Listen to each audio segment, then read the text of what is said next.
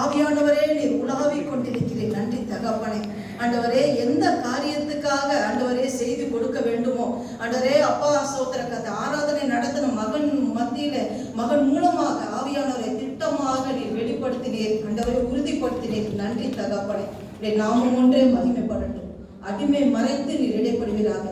உமக்கே துதி கன மகிமையெல்லாம் செலுத்துகிறோம். இயேசு கிறிஸ்துவின் நாமத்தினால ஜெபிக்கிறோம் ஜீவனுள்ள நல்ல பிதாவே. ஆமென் ஆமென். அல்லேலூயா. கர்த்தர் நல்லவர், அவர் கிருபை என்றும் உள்ளது. ஆமென். நாம் நிற்பதும் நிர்மூலமாக இருப்பதும் ஆண்டவருடைய சுத்த கிருபை. ஆமென். ஆண்டவர் எங்க இருக்கார்? ஆண்டவர் எங்க எங்க இருக்கிறார்?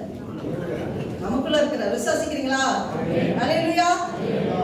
எங்கோ வாழ்ந்து எங்கோ பிறந்த நம்மளை ஆண்டவர் தேடி வந்து அவருடைய அநாதி கிருபை, அவர் நம்மளை தேடி வந்து அவருடைய அன்பை நமக்கு வெளிப்படுத்தி, அதான் இருதய கதவுக்கு நின்று கதை தட்டுறார். ஒருவன் சத்தத்தை கேட்டு கதை திறந்தால் நான் அவனோட வந்து போஜனம் பண்ணுவேன், அவனும் என்னோட போஜனம் பண்ணுவான். அந்த ஐக்கியம் எப்ப ஆண்டவருக்கு நம்ம இருதயத்தை நாம் திறந்து தந்தோமோ ஆண்டவர் அப்பவே நம்மளோட தங்க ஆரம்பித்து விடுகிறார். ஆமென். எப்ப இயேசு கிறிஸ்து நமக்குள்ள வந்துட்டாரோ பரிசுத்த ஆவியானவர் நமக்குள்ளதான் இருக்காரு. ஆமென். நம்ம சரீரமே நமக்கு சொந்தம் இல்ல, இது ஆண்டவருக்குரிய சரீரம். அல்லேலூயா. இந்த சரீரத்துல ஆவியானவர் வாசம் செய்கிறார். அவரோட ஆவியானவர் தங்குகிற ஆலயமே நம்ம சரீரம் தான். அல்லேலூயா. நம்ம எவ்வளவு விசேஷித்த பாத்திரம். ஆமென். பாக்கியவதிகள் பாக்கியவான்கள். ஆமென். அல்லேலூயா. இந்த உணர்ந்தவர்களாக அல்லேலூயா என்ற ஆண்டவருக்கு நல்ல கரங்களை உயர்த்தி சத்தமிட்டு அல்லேலூயா. கர்த்தர் நல்லவர், அவர் கிருபை என்றும் உள்ளது. ஆமென். பாருங்க, நான் நிறைய மெசேஜ் யோசிக்கும் போது ஆண்டவர் திட்டமாக ஒரு காரியம் திருப்பி திருப்பி சொல்றது என்னன்னா, இந்த காலகட்டங்கள் மிகவும் கொடிதான காலகட்டங்கள். ஆண்டவர் வருகை அதி சீக்கிரத்தில் இருக்கும். ஜனங்களுக்கு ஆவிக்குரிய போராட்டம் ஒண்ணு இருக்கு. அந்த போராட்டத்துல எப்படி மேற்கொள்வது, ஜெயமெடுப்பது, சாத்தானோட தந்திரங்களை எப்படி மேற்கொள்வது, இதை பத்தி தான் வெளிப்படுத்தணும்னு உள்ளத்துல ஏவப்பட்டு அது பாருங்க. இந்த ஆராதனை வேலையில ஆண்டவர் உறுதிப்படுத்துறாரு அநேக காரியங்களை. சரி, நம்ம வாசிப்போம். எபேசியர் 6ஆம் அதிகாரம் 10ஆம் வசனம். கடைசியாக என் சகோதரரே, கர்த்தரிலும் அவருடைய சத்தத்தின் வல்லமையிலும் பலப்படுங்கள். ஆமென். அல்லேலூயா. பாருங்க, அநேக காரியங்கள் ஆண்டவர் பேசுறாரு. நீங்க வந்து நீங்க தனியால உங்களுக்குள்ள நான் இருக்கேன், நீங்க உன்னதத்துல என்னோட மகிமையில இருக்கீங்க, நீங்க ஆவிக்குரியவர்கள். நம்மளாம் ஆவிக்குரியவர்கள். கரெக்டா? ஆவினால் பிறக்கப்பட்டவர்கள், மறுபடியும் பிறந்திருக்கிறோம். மறுபடியும் பிறந்த அனுபவத்துக்குள்ளே நாம் வந்திருக்கிறோம். எப்போது ஆண்டவர் இயேசு கிறிஸ்து நமக்குள்ளே வாசம் செய்ய ஆரம்பித்திருக்காரோ, பரிசுத்த நமக்குள்ளே தங்கியிருக்கிறாரோ, கிறிஸ்து பிதாவானவர் ஆவியா இருக்கிறார், இயேசு கிறிஸ்துவும் ஆவியா இருக்கிறார், ஆவியானவரும் ஆவியா தான் இருக்கிறார். அல்லேலூயா. அப்ப நமக்குள்ள ஒரு உள்ளான மனிதன் ஒருத்தங்க இருக்காங்க. இப்ப வெளிப்புறமா பார்க்கிறோம், நமக்கு சரீரத்துக்கு நம்ம காண்கின்ற இந்த உலகத்துல கண்ணால் எல்லாத்தையும் பார்த்துட்டு இருக்கோம். அப்ப நம்ம காண்கின்ற உலகத்துல இந்த சரீரம் ஒரு அவுட்டர் கவரேஜ் தான். இதை தான் நம்ம பார்க்கிறோம். நம்ம ஒவ்வொருக்குள்ளேயும் உள்ளான மனிதன் ஒண்ணு இருக்கிறான். அந்த ஆத்மான் இருக்கு, ஆவின் இருக்கு. முக்கியமா அந்த ஆவியை பத்தி சொன்னா, எப்போது ஆண்டவர் நமக்குள்ள தங்க ஆரம்பிச்சிட்டாரோ தேவனோட ஆவியும் நம்மோட ஆவியும் ஒன்றாக இணைந்திருக்கு. அல்லேலூயா. பாருங்க, நம்மளோட ஆவி இங்க இல்ல, ஆவி மண்டலத்துல உன்னதத்துல ஆண்டவரோட வாசம் செய்கிறாங்க. அவ்வளவு மகிமையின் பிரசனம் நமக்குள்ள உள்ளான மனிதன், அந்த ஆவி மனிதனுக்குள்ள இருக்கு. ஆமென். அப்ப பாருங்க, அந்த உள்ளான மனிதன்னா நம்ம பலப்படணும். ஆண்டவர் அதான் சொல்றாரு, நீ வெளிப்புறமா ஒரு சரீர ரீதியா மாம்ச ரீதியா மாம்ச கண்ணோட்டத்தோட நம்ம பார்க்க கூடாது. நம்ம ஆவியினால் மறுபடியும் பிறக்கப்பட்டவர்கள், ஆவிக்குரியர்கள், ஆவிக்குரிய சிந்தையோட தான் நம்மளோட சிந்தைகள், செயல்பாடுகள், எண்ணங்கள் இருக்கணும்னு சொல்லி அதுதான் சொல்றாரு. கடைசியாக என் சகோதரரே, கர்த்தரிலும் அவருடைய சத்துவத்தின் வல்லமையிலும் பலப்படுங்கள் என்று சொல்றாரு. பாருங்க, சகோதரர் என்றால் சகோதரர் ஆண்கள் மட்டும் குறிக்கல, பெண்கள் மட்டும் குறிக்கல. இது திருச்சபைக்கு சொல்லுகிறார். திருச்சபைக்கு ஆண்டோட வார்த்தை வருகிறது. இந்த காலகட்டங்கள் ஒரு எச்சரிப்பு ஆண்டவர் கொடுக்கிறாரு.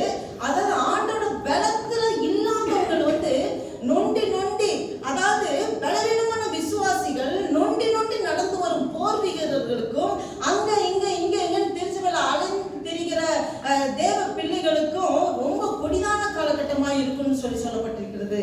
அப்ப இந்த காலகட்டங்களை நம்ம எப்படி இருக்குன்னா, நம்ம விசேஷித்தவர்கள், நமக்குள்ள தேவன் வாசம் செய்கிறார், ஆவியானவர் நமக்குள்ளதான் இருக்கிறார். நான் தனியா இல்ல, நான் ஒரு விசேஷித்த பாத்திரம், எனக்குள்ள அவ்வளோ ஒரு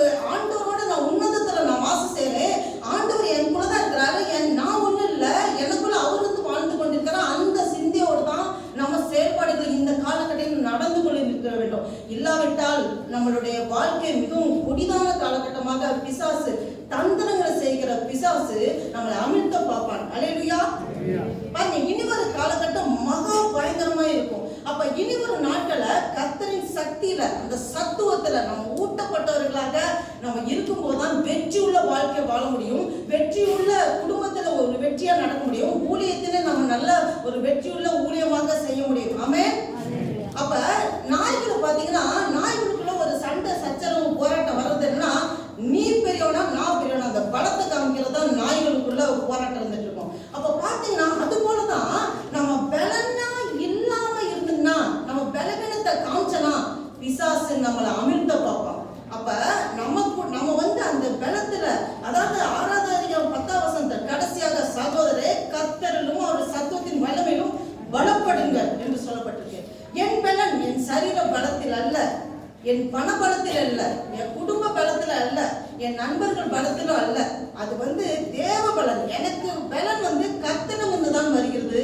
எனக்கு கொடுக்கிற சக்தி கர்த்தரிடம் தான் வருகிறது என்று நாம் விசுவாச அறிக்கையிட வேண்டும். ஆமென். அப்ப ஆவிக்குரிய போர்க்களத்தில் இருக்கிற நமக்கு சபையில தலையாக இருக்கிற இயேசு நமக்கு சொல்லுது என்னன்னா, என்னிலிருந்து உனக்கு வேண்டிய பலத்தை, ஞானத்தை, சத்துவத்தை நீங்க எடுத்துக்கொள்ளுங்க அப்படின்னு சொல்லிதான் இயேசப்பா நமக்கு சொல்றாரு. ஆவிக்குரிய வாழ்க்கையில சின்ன சின்ன துரும்ப எடுத்து போனா கூட நம்மளுடைய பலம் ஒண்ணுமே ஆகாது. அல்லேலூயா.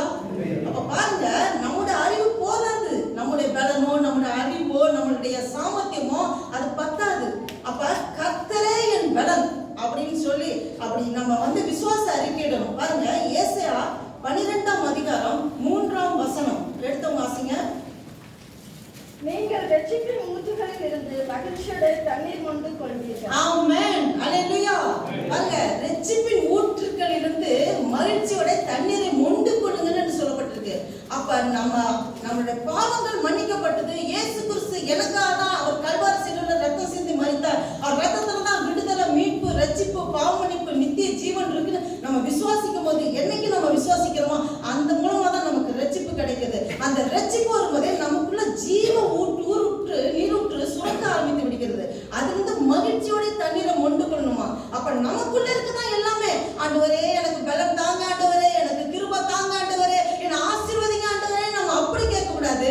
எனக்குள்ள நீ பலனா இருக்கிற ஆண்டவரே, எனக்குள்ள கிருபையா இருக்கிறீங்கப்பா, எனக்குள்ள நீங்க ஆசீர்வாதத்தை என்னைக்கு கொடுத்துட்டீங்க ஆண்டவரே, என்னைக்கு நீர் ஆண்டவரே உங்களுடைய பிள்ளையாக. நம்மளாம் யாரு? தேவ பிள்ளைகள், ஆண்டோட பிள்ளைகள். அல்லேலூயா. அப்ப தேவ பிள்ளைகள்ங்கிறது அத்தாரிட்டி, வல்லமை ஆண்டவர் கொடுத்திருக்கிறார். ஆமென். அப்ப இயேசு கிறிஸ்துவுக்கு என்ன அத்தாரிட்டி வல்லமையை ஆண்டவர் கொடுத்திருக்காரோ அதே அத்தாரிட்டி வல்லமையை ஆண்டவர் நமக்கு தந்திருக்கிறார். ஆமென். அப்ப திராட்சை செடி இயேசு கிறிஸ்து, நானும் அவரோட கொடிகள். அப்ப செடியில இருந்து என்னென்ன சத்து இருக்கோ அதுவும் கொடிக்கு தான் வரும். அப்ப செடியில இருந்து சத்து ஊட்டம் அதுல சாரம் வருதுன்னா அது கொடியில போய் கனி கொடுக்கிறது எது? கொடிகள் தான் கனி கொடுக்கும்.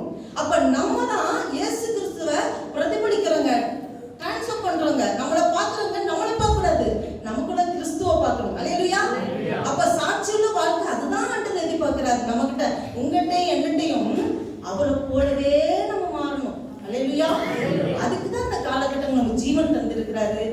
எதுக்காக ஆண்டவர் அறிஞ்சுக்கிட்டோம்? என்ன காரணம்? அவரை போலவே நம்ம மாறணும். மாறினா நம்மளுடைய சுபாவங்கள், சிந்தைகள், நம்ம நடக்கைகள், பேச்சுகள் எல்லாமே அவரை போலவே நம்ம மாறணும். அதுக்கு தான் ஆண்டவர் அனுதினமும் நடத்தி கொடுத்துருக்காரு. நம்ம ஆலயத்துக்கு வரோம், வசனம் கேட்கிறோம், பாட்டு பாடுறோம், வசனத்தை வாசிக்கிறோம், அதை தியானிக்கிறோம், அதுபடி நடக்கிறதுக்கு ஒவ்வொரு நாளும் அடிப்படுறோம், நொறுக்கப்படுறோம், கீழே விடுறோம், திரும்ப எழும்புறோம். எல்லாமே நம்மளை பழக்கி வச்சு அப்படியே பொன்னாக விளங்க செய்வார். ஆமென். அல்லேலூயா. அப்ப பாருங்க, அது நமக்கு இருக்கிற ஊற்றுக்கள் வந்து சந்தோஷத்தோட தண்ணீரை மொண்டு கொள்ளணும்னு சொல்லப்பட்டிருக்கு. நம்ம எல்லாம் சேர்த்து சொல்லுவோம், நான் ரட்சிக்கப்பட்ட போதே எனக்குள்ளே ஊற்றுக்கள் வந்துவிட்டது. நான் ரட்சிக்கப்பட்ட போதே எனக்குள்ளே ஊற்றுக்கள் வந்துவிட்டது. எனக்கு வேண்டிய பலன், எனக்கு வேண்டிய ஞானம், எனக்கு வேண்டிய அற்புதம், அந்த ஊற்றுக்கள் நான் சந்தோஷத்தோட மொண்டு கொள்வேன் என்று நாம் விசுவாச அறிக்கையிட வேண்டும். அல்லேலூயா.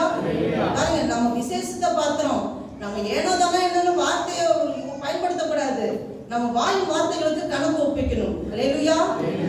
ஏன்னா வாய் வார்த்தைக்கு வல்லமை இருக்கு. ஆதியிலே தேவன் வார்த்தையினாலதான் இந்த உலக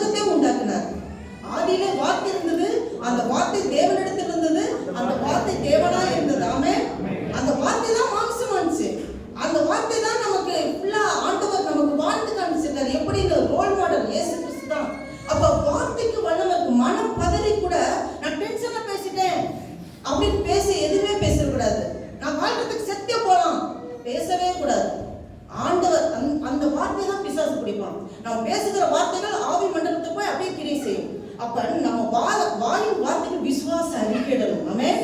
விசுவாச வசனங்களை அறிக்கையிடணும். ஆண்டவரே இந்த வசனத்தபடி சொல்லியிருக்கீங்கப்பா, அதுபடி என் வாழ்க்கையில நடக்க போறதுக்காக நன்றி அப்படி சொல்லணும்.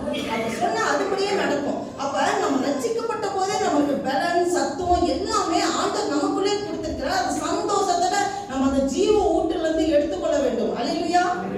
அப்ப இது நம்ம தெரிஞ்சுட்டா நம்மள பிசாசால ஒண்ணுமே பண்ண முடியாது. அப்ப கிறிஸ்துவ வாழ்க்கை என்பது உள்ளே இருக்க பலனை எடுத்துக்கொள்கிற வாழ்க்கை. இப்ப தாவீதை பாத்தீங்கன்னா, என் பலனாகிய கர்த்தாவே அப்படின்னு சொல்லி ஆண்டவரை துதிப்பான். அவனுக்கு இல்லாத போராட்டமா, எவ்வளவு பிரச்சனை போராட்டம், எவ்வளவு யுத்தங்கள், ஏன்னா பெத்த பிள்ளையே தகப்பனை கொல்றதுக்கு எவ்வளவு தூரம் சுத்திட்டு அப்படிலாம் நடந்த காரியங்கள் அவனுக்கு. அப்ப எல்லா சூழ்நிலையும் அந்த தாவீது என் பலனாகிய கர்த்தாவே, நான் ஒரு சேனைக்குள் போவேன், ஆனா உண்மையிலே நான் ஒரு சேனைக்குள் போவேன், உண்மையிலே ஒரு மதிலை தாண்டுவேன் என்று சொல்லி அவன் சொல்றானா, அந்த ஆண்டவருடைய பலனுக்குள்ள அவன் உறுதியா தன்னை தரிச்சுக்கிட்டான். அல்லேலூயா. அவன் சுயபலத்தை நம்பல. அப்ப அது மாதிரிதான் கர்த்தரை தன் பலனாக கொண்ட ஜனம் பாக்கியம் உள்ளது. ஆமென். நம்ம எல்லாரும் பாக்கியம் உள்ளவர்கள் தானே. அல்லேலூயா. அல்லேலூயா. பாருங்க, மேல உள்ள தண்ணீரே எடுக்கலாம், உள்ள இருக்க தண்ணீரே எடுக்கலாம். என்ன மேல இருக்க தண்ணி? நம்ம சுயபலத்திலே வாழலாம், நம்ம நல்ல ஸ்ட்ரென்த் இருக்கு, அந்த ஸ்ட்ரென்த்ல ஓடலாம். நமக்கு செல்போன் இருக்கு, இன்டர்நெட் இருக்கு, ஃபேஸ்புக் இருக்கு, புக்ஸ் இருக்கு. அல்லது புக்ஸை படிச்சு அறிவு ஞானம், நமக்கு இயல்பாவே ஞானம் இருக்கு, விட்டமின்ல வாழலாம், நமக்கு சுய பலத்துல ஓடலாம். ஆனாலும் இந்த பலத்துல ஓடுனா நம்ம விழுந்து போயிடுவோம். உள்ளான ஒரு பலன் இருக்கு, அந்த ஆவிக்குரிய உள்ளான மனிதனுக்குள்ள ஒரு பலன் இருக்கு. அந்த பலன்ல நம்ம நிற்போம்னா நம்ம கடைசியில நம்ம ஜீவன் போற வரைக்கும் அந்த பலன் நம்மளை விட்டு குறையவே குறையாது. அல்லேலூயா. பாருங்க, எலிசாவை எடுத்துக்கிட்டீங்கன்னா, எலிசா மரித்து 1 வருஷம் ஆனதுக்கு அப்புறம் கூட அந்த எலும்புல பலன் இருக்குதான். ஆமென். பாருங்க, அந்த எலும்புல பலன் இருந்தனால ஒரு மரித்த சடத்தை கொண்டு தொடும்போது அது உயிர் பெற்று எழும்பிடுச்சு. அப்ப நம்ம சாதாரணமான ஆட்கள் கிடையாது. நம்ம ஆவிக்குரியர்கள், ஆவிக்குரிய சிந்தையோட, ஆவிக்குரிய செயல்பாடு கூட நம்ம மாமிச பலத்துல நம்ம ஓடி நம்ம ஜெயமெடுக்க முடியாது. பாருங்க, பவுல் சொல்றாரு, அவரு அந்த உள்ளான மனிதனுக்குள்ள பலனை தான் அவர் எதிர்பார்க்கிறார். என்னை பலப்படுத்துகிற கிறிஸ்துவினாலே எல்லாவற்றையும் செய்ய எனக்கு பலன் உண்டு. இந்த வசனத்தை நீங்க அறிக்கையிட எப்பெல்லாம் நீங்க சோர்ந்து போயிருக்கோமோ, எப்பெல்லாம் நீங்க கவலையில இதுல இருந்து நான் எப்படி மீண்டும் ஆண்டவரே தெரியல ஆண்டவரே, ஒரு மாதிரி நம்ம அமைதிதா பிரச்சனைகள் போராட்டம், நம்ம யோசிக்கணும், எதற்காக இந்த உலகத்துல நம்ம உருவானோம், என்ன நோக்கத்துக்கா ஆண்டவர் நமக்கு ஜீவனை கொடுத்திருக்காரு, நம்ம அந்த சிந்தையில இருக்கணும். அல்லேலூயா. அப்ப நம்ம எல்லாரும் பரலோகத்திலிருந்து இந்த பூமிக்கு அனுப்பப்பட்டிருக்கிற ஆண்டவர், அனுப்பப்பட்டவர்கள் நம்ம ஒரு அம்பாசிடர்ஸ். எதுக்காக? பரலோக ராஜ்யத்தை இந்த பூமியில ஸ்தாபிப்பதற்காக, தேவன் இந்த பூமியில ஸ்தாபிப்பதற்காக அனுப்பப்பட்ட அம்பாசிடர்ஸ் நம்ம. அல்லேலூயா. அந்த உலகத்துல உள்ள கவலையே கொடுத்து இதையே சிந்திச்சு இதையே அமிழ்த்த பார்க்கிற பிசாசுக்கு அதுக்கு இடம் கொடுக்க கூடாது. அப்ப என்னை பலப்படுத்துகிற கிறிஸ்துவினாலே எல்லாவற்றையும் செய்ய எனக்கு பலன் உண்டு என்று சொல்ல சொல்ல சொல்ல உன்னத பலத்தினால நம்ம நிரப்புறத உணர முடியும். ஆவியில நம்ம சரீரத்துல, அந்த ஆவியில இருந்து நமக்கு சரீரத்துல டிரான்ஸ்ஃபார்ம் ஆகும். நம்ம எப்பப்பெல்லாம் வாயில அப்படி அறிக்கைறோமோ, விசுவாச அறிக்கை ரொம்ப ரொம்ப முக்கியம். நீங்க அதை சொல்ல சொல்ல ஆண்டவர் நம்மளை பலப்படுத்துகிற தேவனாய் இருக்கிறார். அல்லேலூயா. சாத்தானோட தந்திரங்களை முதலாவது தந்திரம் என்னன்னா, உங்களை மாமிச பலத்திலேயே சாய்த்து கொள்ள வைப்பான். பாத்தீங்களா? நம்மள மாமிச பலத்திலே, உனக்கு இருக்க பலன் தான், நீ இதுல சாஞ்சுக்க, இதுதான். அவனை ஆவிக்குரிய சிந்தையில சிந்திக்க விடாம நடக்கிறதெல்லாம் மாமிச சிந்தையோட நம்ம பலத்திலேயே வாழ வைப்பான். நம்ம அறிவிலே, சுய அறிவிலே, நம்மளுடைய வேலை ஸ்தலமா இருந்தாலும், நம்மளுடைய தொழில் ரீதியா இருந்தாலும், இல்லைனாக்கா நம்ம ஊழியத்துல இருந்தாலும் சொல்லி எல்லாமே ஒரு மாமிச பலத்திலேயே. இப்ப போர்வெல் போடுறோம், 60 அடியிலே தண்ணி வரும், 600 அடியில போட்டாலும் தண்ணி வரும். 60 அடியில போட்டா தண்ணி வருது எப்படி வரும்? தண்ணி மக்கின மண்ணு கிண்ணு டஸ்ட் எல்லாமே கலந்து வரும். ஆனா 600 அடி போட்டு தண்ணி வந்ததுன்னா அது 24 hours 365 நாள் பியூர் வாட்டரா நல்லா இருக்கும். அது மாதிரிதான் நம்ம மாமிச பலத்துல ஓடலாம், மாமிச சிந்தையோட சிந்திக்கலாம். நம்ம ஜபமும் எப்படிதான் இருக்கும்? ரசிக்கப்பட்டதுக்கு அப்புறம் மாமிச ரீதியான ஜபமா இருக்கும். ஒரு வீடு கட்டணும், இதுக்காக ஜெபம் பண்ணிக்கிங்க, என் பிள்ளை எக்ஸாம்ல பாஸ் ஆகணும் இதுக்காக ஜெபம் பண்ணிக்கிங்க, ஒரு வேலை கிடைக்கணும் இதுக்காக ஜெபம் பண்ணிக்கிங்க. மாமிச ரீதியான ஜெபமா இருக்கும். ஆவிக்குரிய ஜெபம்னா எங்களுடைய குடும்பத்துல இவங்க ரட்சிக்கப்படணும், இன்னும் நாங்க ஆவியில வல்லமையா எழும்பணும், நாங்க அபிஷேகம் கிடைக்கணும், அப்படியே அந்த ஆவிக்குரிய சிந்தைகள் ஆவிக்குரிய தாட்டாவே இருக்கும் அந்த ஜெபம் கூட. அப்ப ஆவிக்குரிய சிந்தையோடு இருக்கணும். முதலாவது தேவனுடைய ராஜ்யத்தையும் ஒரு நீதி தேடுங்கள், இவங்களோட எல்லாம் கூட கொடுக்கப்படும் சொல்லிருக்கு. நீங்க ஆண்டவரை தேடின போதும் மாம்ச ரீதியான என்னென்ன காரியமோ உலகத்துல தேவைகள் நீடல் எல்லாமே தானா தேடி வரும். அல்லேலூயா. பாருங்க, எக்ஸாம்பிள் இப்ப யாக்கோபு எடுத்துட்டீங்கன்னு வச்சுங்களேன். யாக்கோபு அவங்க மாமனார்கிட்ட போய் மாட்டிட்டான். அதை ஏமாத்தி கல்யாணம் பண்ணி வச்சு எல்லாம் அதெல்லாம் நிறைய நடந்திருக்கு. அதுக்கப்புறம் சம்பளம் வேலை செய்யும்போது ஆடுகள் வந்து இவர் சம்பளம் ஒன்று நிர்ணயிப்பாரு. அதை எடுத்தவங்க வாசிங்க. ஆதியாகமம் 30ஆம் அதிகாரம் 37, 38 வாசிங்க. 37, 38 30ஆம் அதிகாரம். யாக்கோபு பச்சையா இருக்கிற புன்னை, வாதுமை, அர்மோன் என்னும் மரங்களின் கொப்புகளை வெட்டி எண்ணெய் தோன்றும்படி பட்டையை உரித்து. போதும் சார். இது வந்து இது என்னன்னாக்க அவன் வந்து இந்த புள்ளியும் வரியும் வெள்ளாட்டு செம்மறி ஆடுகள் அந்த சம்பளத்தை பிரிக்கிறான். அப்ப வந்து இந்த மாதிரி புள்ளி வரி உள்ள ஆடுகள்லாம் சரி நாங்க எடுத்து என்னோட சம்பளமா இருக்குன்னு சொல்லும்போது ஆண்டவர் அவனுக்கு ஒரு சிந்தையில கொடுக்குறாரு. நீ என்னென்ன பச்சையா இருக்கிற புன்னை, வாதுமை, அர்மோன் அந்த மர கிளைகளை கட் பண்ணி அதை போடு, அந்த தண்ணியில போடும்போது போற இடத்துல அதை போட்டா இந்த இது ஆடுகள் வந்து தண்ணி குடிக்க வரும், அதை பார்த்துக்கணும் அது மாதிரி பொழியும்னு சொல்லும்போது அதே மாதிரியே நடக்குது. இது என்ன ஞானம் தெரியல. இது வந்து எப்படி இது சயின்டிபிக்கா இப்படி நடக்குமா, இல்ல மெடிக்கல் ரீதியா அப்படி உண்டா, இல்ல சைக்காலஜிக்கா, எதுவுமே சொல்ல முடியாது. இது 60 அடி ஞானம். அல்லேலூயா. ஆண்டவரோட ஞானம் புரிஞ்சுக்கவே முடியாது. இது எப்படி இது தேவ ஞானம் மனித ஞானத்துக்கு உள்ள வித்தியாசம் எப்படின்னா பூமிக்கும் வானத்துக்கும் உள்ள வித்தியாசம். அல்லேலூயா. அப்ப அந்த அளவுக்கு ஆண்டவருடைய அந்த அனாதி ஞானத்தை நம்மளால புரிஞ்சுக்கொள்ளவே முடியாது. பாருங்க, கணவன் மனைவி ஃபைட் வருது, பிரச்சனை வருது. நம்ம வந்து போராடி பார்க்கிறோம், உருட்டு பார்க்கிறோம், அழுது பார்க்கிறோம், சத்தம் விட்டு பார்க்கிறோம், சாப்பிடாம இருந்து பார்க்கிறோம், ஒன்றும் நடக்காது. போங்க 600 அடி அந்நிய பாசையில ஆண்ட சமூகத்துல நல்லா ஜெபம், அந்நிய பாசையிலே பாருங்க எல்லா காரியங்களும் சக்சஸ்ஃபுல்லா நடக்கும். ஏன்னா நம்மளை சிந்திக்க விடாம எல்லாம் மாமிச சிந்தைகளை கொடுத்து அமிழ்த்துறது பிசாசு. அல்லேலூயா. ஒரு அந்த புருஷனுக்காக நீங்க திறப்பில் நிற்கும் போது அந்த புருஷனை படிச்சது நான் தானே ஆண்டு சொல்றாரு. நீ போய் அப்படி நீ போய் ஆவிக்குள்ள மனுஷன் ஆவிக்கு மனுஷன்ல பலப்பட்டு ஜெபம் பண்ணு, எல்லாமே விடுதலை ஆகும் ஆண்டு சொல்றாரு. அப்ப நம்ம அப்படிதான் இது பண்ணுவோம். பாருங்க, பிசாசை நம்ம சாதாரணமா இடப்படக்கூடாது. பிசாசு சாதாரணமானாலா அசாதாரணமானாலா? பிசாசு சாதாரணமானா இல்ல பயங்கர சூப்பர் நேச்சுரல் பவர் இருக்கா, இல்ல சாதாரண பவர் உள்ளனா? சொல்லுங்க. சாதாரண பவரா அசாதாரண பவரா? அசாதாரணமான பவர் உள்ளவன். அவனும் ஆவி நிலைமையில தான் இருக்கான். நம்ம கண்ணால பார்க்க முடியும் பிசாச. ஒரு பூட்டின கதவுக்குள்ள ஏசப்பா உள்ளார வருவாரு. பூட்டின கதவு இருந்தாங்க பிசாசு உள்ளார வருவான். அவனுக்கும் பயங்கர பவர் இருக்கு. சாதாரணமா நினைச்சிடாதீங்க. பிசாசுக்கு எல்லாம் பயங்கர அசாதாரணமான பவர் இருக்கு. அவன் வந்து சூப்பர் நேச்சுரல் பவர் அவனுக்கு. ஆனா நம்ம ஆண்டவருக்கு சிருஷ்டிகரின் பலன் இருக்கு. ஆமென். பாருங்க, அப்ப பவுல் இந்த எபேசியர் எடுத்துங்க. எபேசியர் 3ஆம் அதிகாரம் 16ஆம் வசனம். நீங்கள் அவருடைய ஆவியினாலே உள்ளான மனுஷரில் வல்லமையாய் பலப்படவும். ஆமென். அல்லேலூயா. நீங்கள் அவருடைய ஆவியினாலே உள்ளான மனுஷரில் வல்லமையாய் பலப்படவும் என்று சொல்லப்பட்டிருக்கு. அப்ப உள்ளான மனுஷனுக்குள்ள நம்ம பலப்படணும். வெளி மனுஷனுக்கு நம்ம தோசை கொடுக்குறோம், இட்லி கொடுக்குறோம், சாப்பாடு கொடுக்குறோம். அவன் உள்ளான மனிதன் வந்து அவன் தான் அவன் அந்த பலத்துல தான் பிசாசு சோதனைகளை ஜெயிக்க போயிடுவன். அல்லேலூயா. அப்ப தேவ ஆவியான பலன், ஆவின் பலன் இருந்தா நம்மளால ஜெயம் எடுக்க முடியும். ஆமென். எபேசியர் 6ஆம் அதிகாரம் 11, 12 வசனங்கள் வாசிங்க. நீங்கள் பிசாசின் தந்திரங்களோடு எதிர்த்து நிற்க ஞானி உள்ளவர்களாகும்படி தேவனுடைய சர்வாயுத வர்க்கத்தையும் தரித்துக் கொள்ளுங்கள். ஏனெனில் மாம்சத்தோடும் இரத்தத்தோடும் அல்ல, துரைத்தனங்களோடும் அதிகாரங்களோடும் இப்பிரபஞ்சத்தின் அதிகார லோகாதிபதிகளோடும் அந்தகார லோகாதிபதிகளோடும் வானமண்டலங்களில் உள்ள பொல்லாத ஆவிகளின் சேனைகளோடும் நமக்கு போராட்டம் உண்டு. அல்லேலூயா. நமக்கு போராட்டம் உண்டு. ஆனா எப்படி? மாமிசத்தோடும் இரத்தத்தோடும் அல்ல.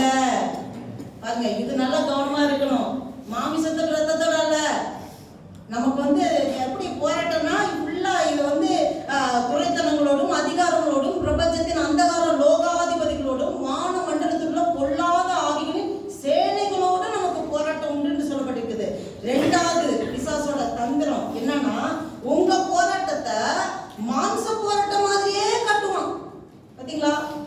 ஃபர்ஸ்ட் போராட்டம்னா நம்மளோட சுயபலத்தையே நம்புற மாதிரி பண்ணுவான். நம்ம சுயபலத்தையே சாஞ்சு கூட வைப்பான்.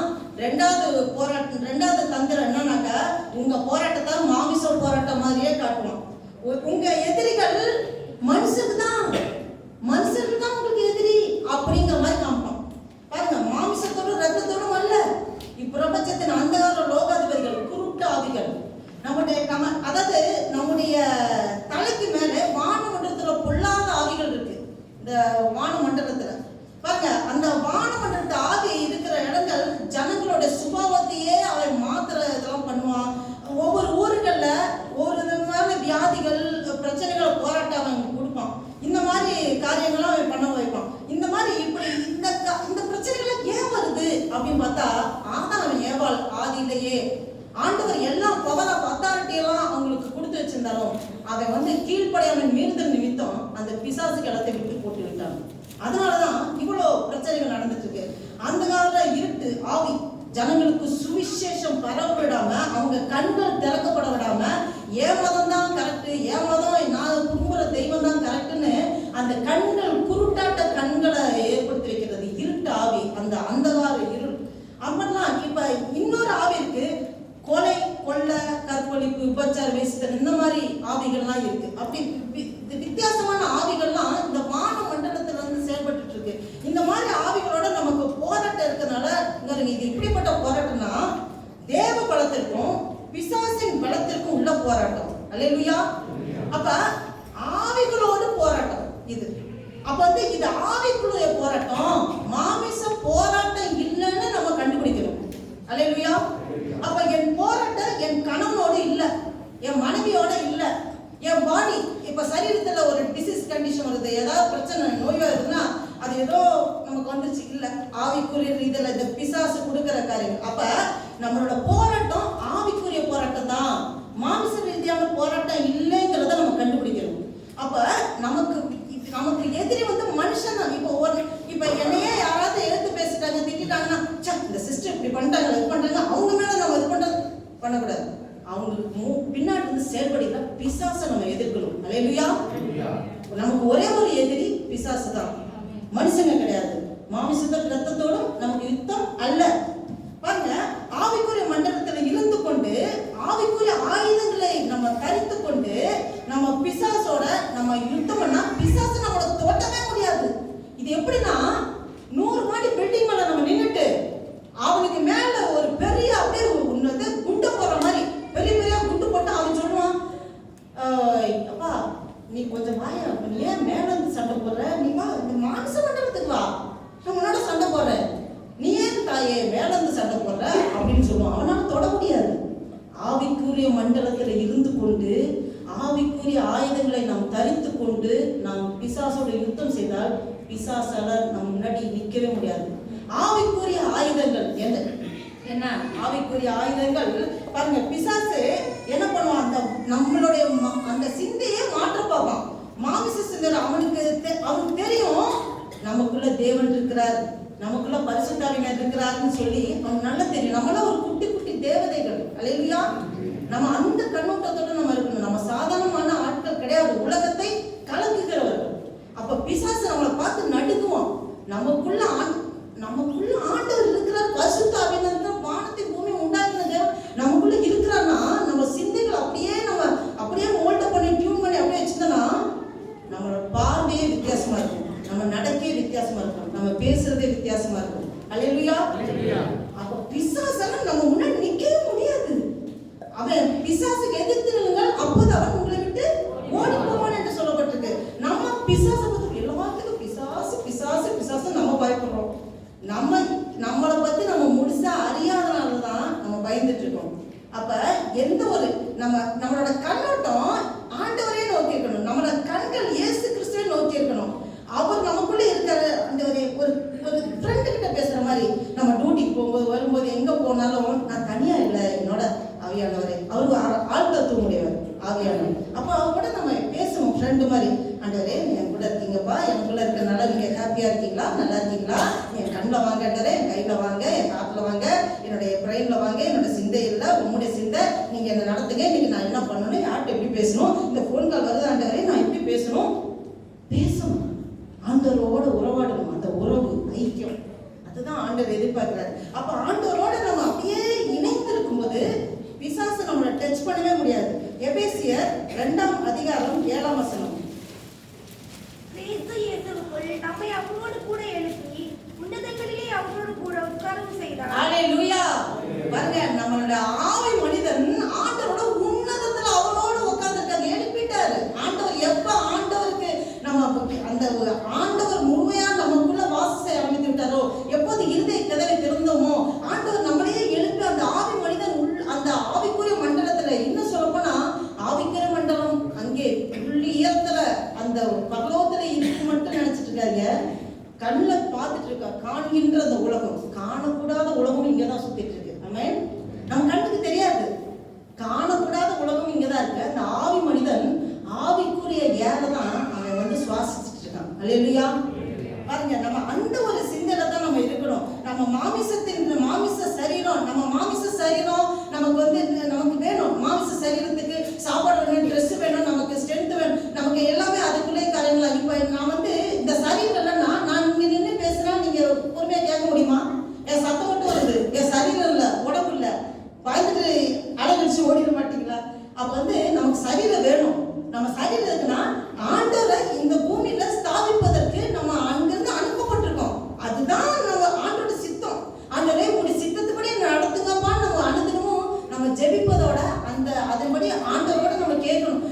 நான் என்னை கொண்டு என்ன வச்சிருக்கீங்க ஆண்டவரே? என்னை கொண்டு ஒரு சித்தம் வச்சிருக்கீங்க, தீர்மானம் வச்சிருக்கீங்க. சும்மா என்ன அந்த பூமியில அனுப்பல, எனக்கு ஒரு குடும்பத்தை கொடுத்துருக்கீங்க. எதுக்காக குடும்பத்தை கொடுத்துருக்காரு? அவரோட ராஜ்யத்தை இந்த பூமியில ஸ்தாபிப்பதற்கு நான் தனியா ஓடாம என்னோட கூட ஒரு குடும்ப உறவுகளை கொடுத்து சேர்ந்து ஓடுங்க, சேர்ந்து தேவ ராஜ்யத்தின் பணிகளை செய்யுங்கன்னு சொல்லிதான் குடும்பத்தை கொடுத்துருக்கிறாரு. அல்லேலூயா. நம்ம அந்த கண்ணோட்டத்தோட தான் நம்ம இருக்கணும். பாருங்க, நம்ம வந்து இப்ப பிசிக்கலி இது வந்து நேச்சுரல் மேன், நமக்குள்ள இருக்கிறது ஸ்பிரிச்சுவல் மேன். அல்லேலூயா. அப்ப அந்த சிந்தனை தான் நம்ம இருக்கணும். ரோமர் 8:5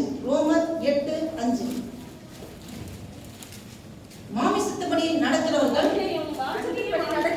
மாமிசத்துக்குரியவர்களை சிந்திக்கிறார்கள், ஆவியின்படி நடக்கிறவர்கள் ஆவிக்குரியவர்களை சிந்திக்கிறார்கள். ஆமென். மாமிசத்துப்படி நடக்கிறவர்கள் மாமிசத்துக்குரியவர்களை சிந்திக்கிறார்கள், ஆவியின்படி நடக்கிறவர்கள் ஆவிக்குரியவர்களை சிந்திக்கிறார்கள். பாருங்க, இப்ப மாமிசத்துக்கு நமக்கு மாமிசம் இருக்கு, சரீரம் இருக்கு. மாமிச ரீதியா சிந்திக்கவும் சிந்தை இருக்கு. ஆவிக்குரியவர்கள் நம்ம உள்ளான மனுஷன் இருக்கான், அந்த மனுஷனை நம்ம யோசிக்கணும். ஆவிக்குரியவர்கள் ஆவிக்குரிய காரியங்களை சிந்திக்கிறார்கள். வேதம் தெளிவாக சொல்லப்பட்டிருக்கு, நம்ம ஆவிக்குரியவர்கள். அப்ப நம்ம நம்மளே ஒரு ரேடியோ பெட்டின்னு வச்சுங்க. அந்த காலத்துல இப்ப ரேடியோ இருக்கான்னு தெரியாது, அந்த காலத்துல ரேடியோ இருக்கு தெரியுமா? சேனல் மாத்தம் தெரியுமா? Radio channel Chennai, Tiruchi channel, அப்படி ஒண்ணுன்னா சேனல் டக் டக் திருப்பும் போது மாறும். அது மாதிரிதான் நம்ம இந்த வாழ்க்கையில நிறைய காரியங்கள் நம்ம சரீரம் இருக்கனால மாமிச ரீதியா சிந்திக்கிறது நிறைய வரும், போராட்டங்கள் வரும். நாம் அப்பப்ப டக்கு மாமிச ரீதியா சிந்தை வரும்போது நம்ம வந்து அப்படி நினைக்கூடாது. இது வந்து ஆண்டுக்கு பெரியல, நம்ம அப்படி சிந்திப்போம் அப்படின்னு டக்குன்னு உடனே மாத்தணும். நம்ம ஆவிக்குரிய இப்படி சிந்திக்க கூடாது. ஏண்டா வாழ்ந்தோம், ஏண்டா வளர்ந்தோம், ஐயோ இவ்வளவு பிரச்சனை இன்னும் போதனையா இருக்கு அப்படின்னு நினைக்கும் போது மாமிச சிந்தை ஏன்னா கொடுக்குறோம். ஆண்டவரே, என்னை பலப்படுத்துகிற கிறிஸ்துவினாலே எல்லாவற்றையும் செய்ய எனக்கு பலருது. நீங்க எனக்குள்ள இருக்கீங்கப்பா, நன்றிப்பா, நீங்க பாத்துக்குவீங்க ஆண்டவர். அப்படியே டக்கு நம்ம பிளான் அப்படியே சேனல் திருப்பணும்.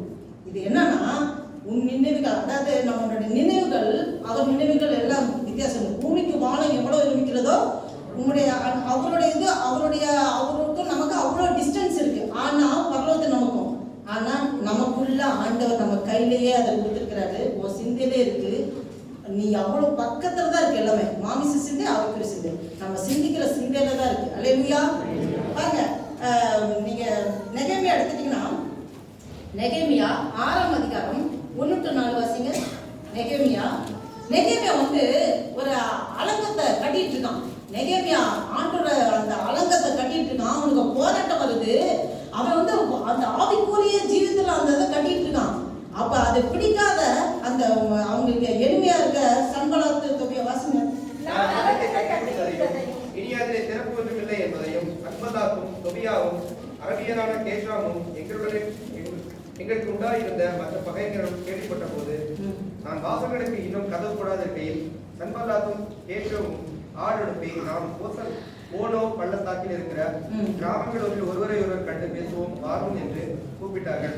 அவர்களோ என்றால் எனக்கு பொல்லாப்பு செய்ய நினைத்தார்கள். இது போதும்.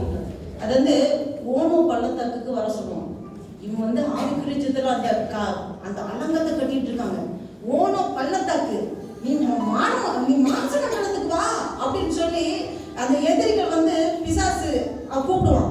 இவன் என்ன சொல்லுவான்?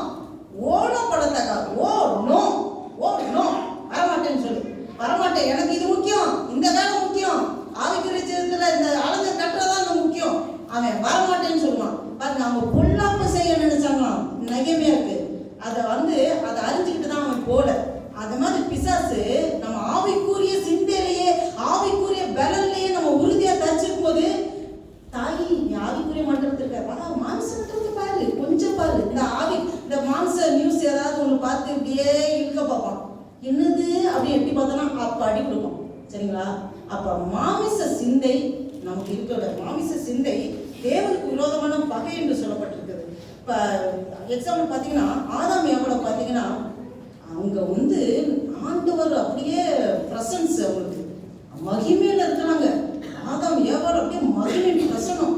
அவங்க வந்து ட்ரெஸ்ஸே இல்லாம தான் இருக்காங்க. ஆனால் தெரியாது, மகிமையில அப்படி பிரசன்ஸ்ல இருக்கு, அவங்களுக்கே தெரியாது.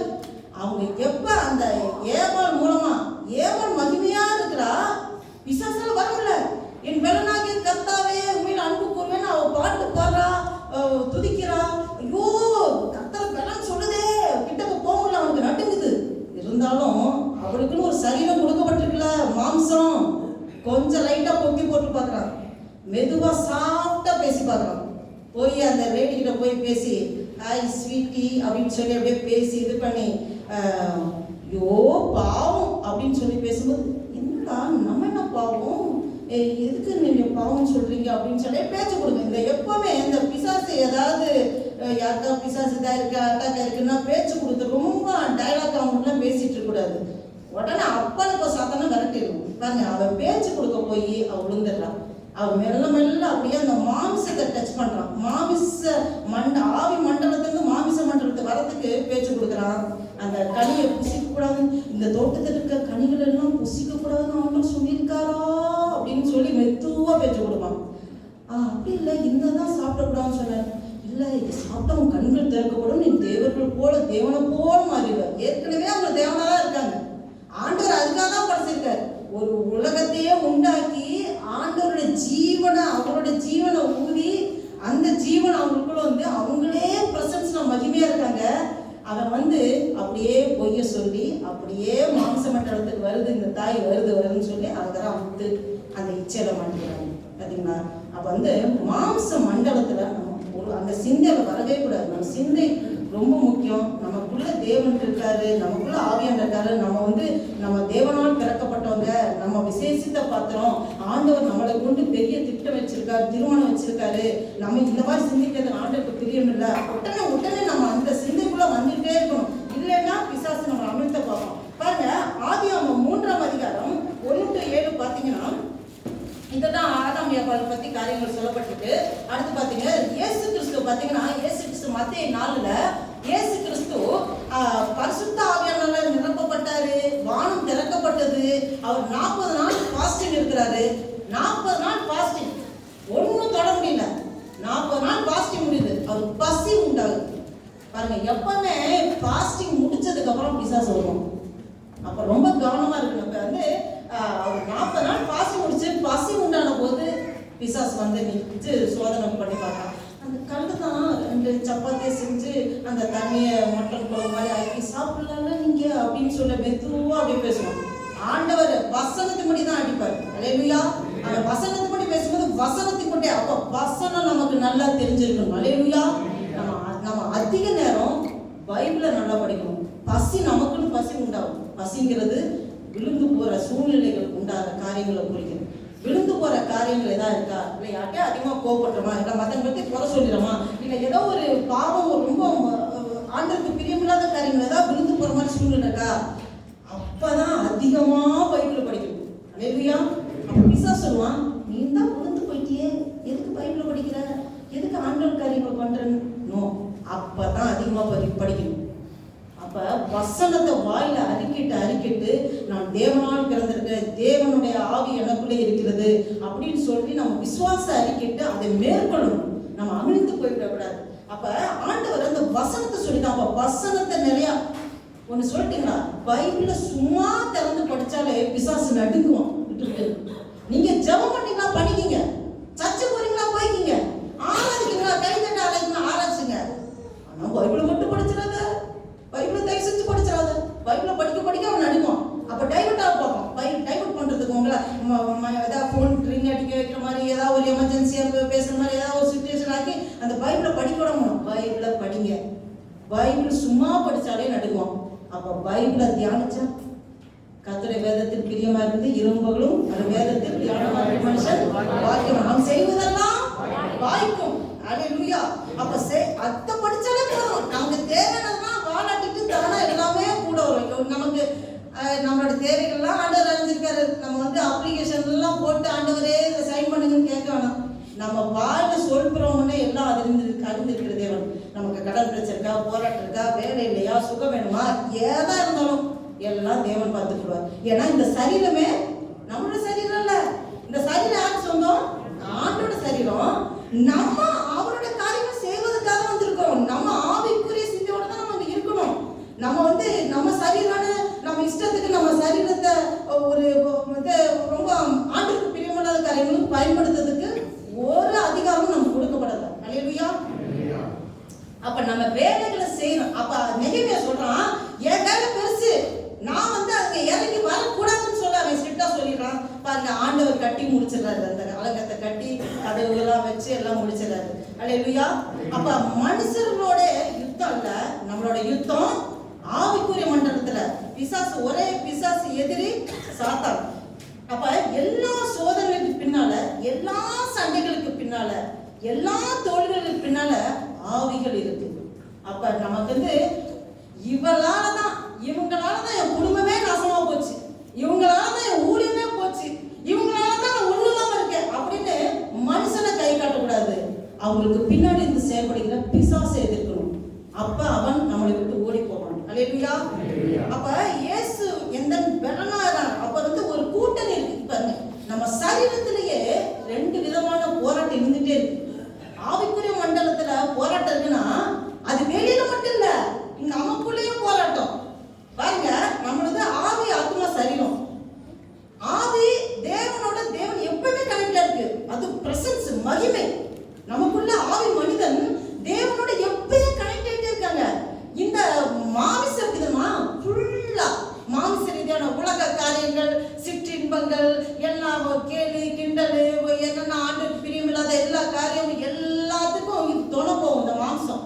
இந்த ஆத்மா இருக்குங்களா, ஆத்மா எங்கிட்டு சாயுதோ அதுதான் இந்த மைண்ட், நம்மளோட சிந்தை, நம்மளுடைய இருதயம். அதை காத்துக்கொள்ளணும். இருதயம் திருக்கும் கேட்டுள்ளதா இருந்ததுன்னு நமக்கு பிறக்கும் போதே நம்மளுடைய இருதயம் எப்படி இருக்குமா, திருக்கும் கேட்டுள்ளதா. நம்ம எப்ப ஆண்டவரை இருதயத்தில் ஏற்றுக்கொண்டோமோ, ஆண்டவர் எங்க நம்மகிட்ட வாசம் பண்ண ஆரம்பிக்குது, பரிசுத்தன்மை நமக்குள்ள இருக்கும்போது அந்த இருதயம் அந்த ஆவியோட சேர்ந்துருச்சுன்னு வச்சுங்களேன், ஆவிக்குரியர்களா ஆயிடும். எப்ப மாமிசத்தோட சேருதோ மாமிசத்துக்குரியர்களா மாறிடுவோம். அப்ப போராட்டம் எங்க இருக்கு? நமக்குள்ளே இருக்கு, நம்ம சிந்தைக்குள்ளே இருக்கு. நம்ம அதை காத்துக்கொள்ளணும். கடைசியாக மூன்றாவதாக பிசாசோட தந்திரங்கள் என்ன, நம்மளை தனிமைப்படுத்த பார்ப்போம். அல்லேலூயா. அப்ப நம்ம நினைக்கிறோம், நம்ம தனியா இருந்து நான் சாதிச்சிடறேன், நான் தனி ஜபமா இருந்து நான் ஆண்டவர் இது பண்ணிடுறேன், நான் பிசாசை எதிர்க்கிற போராட்டம் அப்படின்னு சொன்னாக்க தனிமைப்படுத்தக்கூடாது, நம்ம ஐசோலேட் பண்ணக்கூடாது. பாருங்க, நமக்கு இந்த பைபிள்ல சொல்லப்பட்டிருக்கு நிறைய போராட்டங்கள் எப்படி இருக்கு.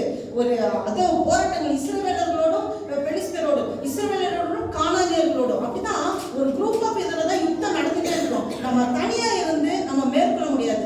ஆனா தனிமையா இருந்து ஒருத்தன் வந்து சிங்கிள் ஆர்மியா இருந்து அவன் சொன்னானாக்கா சிம்சோன், அவன் தான் சிங்கிள் ஆர்மியா இருந்தான். அவன் தான் தளபதி, அவன் தான் சிப்பாய், அவன் தான் தலைவன் எல்லாமே.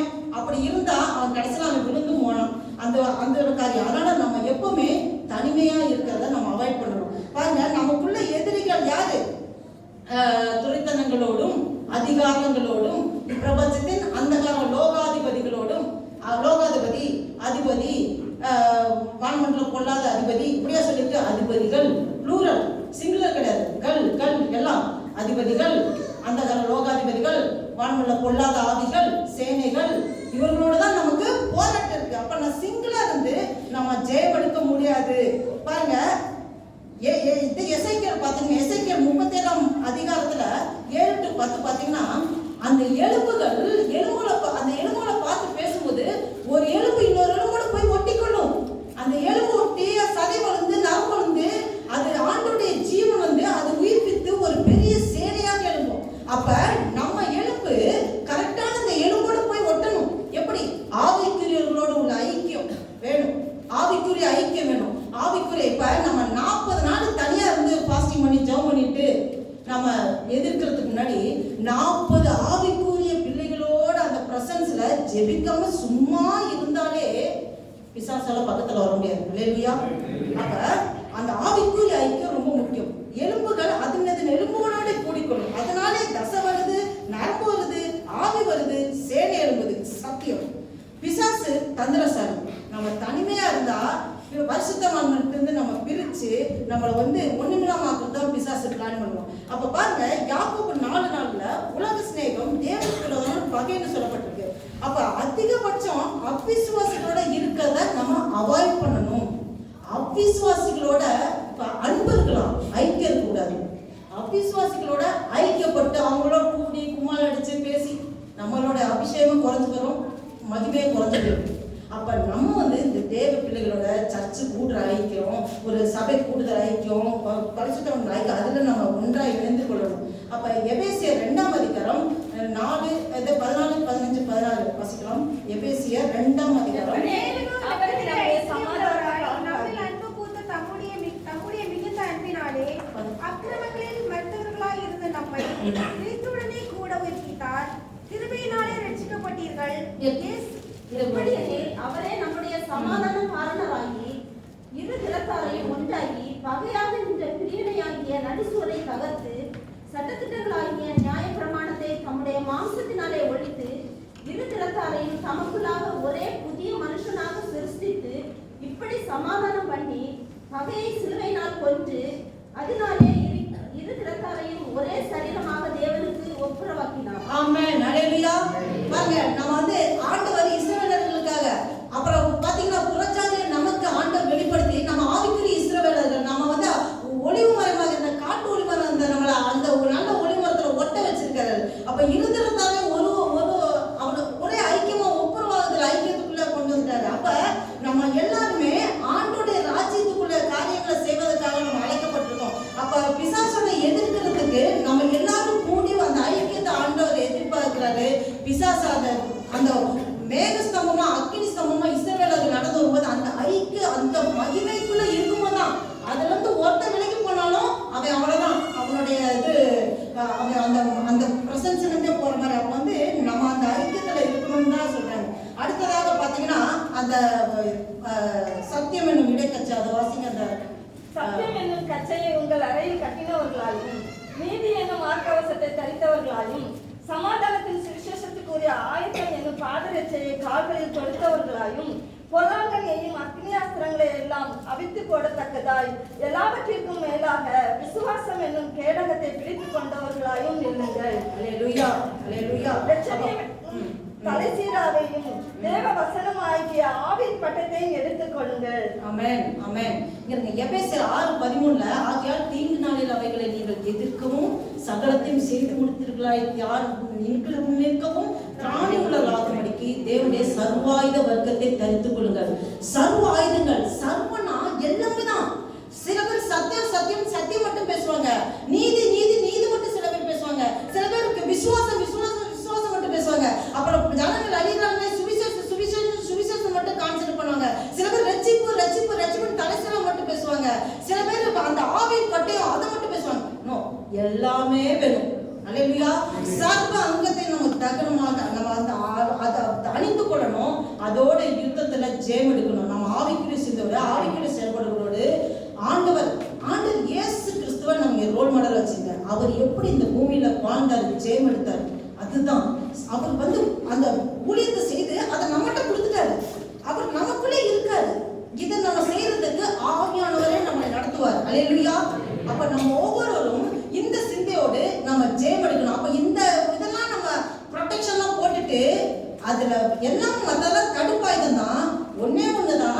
பிசாசை எதிர்க்கிற ஆயுதம் ஆவியின் பட்டயம். அல்லேலூயா. அப்ப இதெல்லாம் நம்ம அணிந்து கொண்டு நம்ம ஆவியின் பட்டயத்தை எடுத்துக்கொள்ள வேண்டும். ஆவியின் பட்டயமாக வேத வசனம். நம்ம எந்த அளவுக்கு பைபிளை படிக்கிறோமோ, அந்த வசனங்களை விசுவாச அறிக்கையிடுமோ, அந்த பிசாசு ஆண்டவர் நம்ம கொடுக்கிற பலன்ல பிசாசை நம்ம எதிர்க்க முடியும். அல்லேலூயா. இந்த வசனங்கள் மூலமாக ஆண்டவர் உங்களோடும் என்னோடும் இந்த நாளில் பேசியிருக்கிறார். நாம் ஒவ்வொருவரும் விசேஷித்த பாத்திரம். ஆண்டவருடைய பிரசன்னத்தில் நாம் இதை இன்னும் ஆழமாக நாம் தியானிக்க சமயம் இல்லாதனால் நான் இதோடு முடிக்கிறேன். கர்த்தர் உங்களை, ஆவியானவரே உங்களை நடத்துவார். நாம் தலைகளை தாழ்த்தி ஜெபம் செய்வோம். அல்லேலூயா. நன்றி தகப்பனே, நன்றியோடு துதிக்கிறோம் ஆண்டவரே. பிசாசின் தந்திரங்கள் ஆண்டவரே, அப்பா ஸ்தோத்திர கர்த்தாவே. ஆண்டவரே அப்பா, 3 விதமான பிசாசின் தந்திரங்களை ஆண்டவரே எங்களுக்கு உணர்த்திருக்கிற ஆண்டவரே. அப்பா, எங்களோட சுயபலத்திலேயே சார்ந்து கொள்ள வைக்கிற காரியங்களை பிசாசு திட்டமிடுகிற ஆண்டவரே. அப்பா ஸ்தோத்திர கர்த்தாவே, எங்கள் மாமிச சிந்தைகளே ஆண்டவரே, அப்பா ஸ்தோத்திர கர்த்தாவே, எங்களுக்கு வருகிற போராட்டம்லாம் மாமிச போராட்டங்கிற எண்ணமே எங்களுக்கு வரபடி அல்லேலூயா அப்பா அவனுடைய திட்டங்களாக இருக்கிறது ஆண்டவரே. இன்னும் எங்களை தனிமைப்படுத்த பார்க்கிற திட்டங்கள் ஆண்டவரே.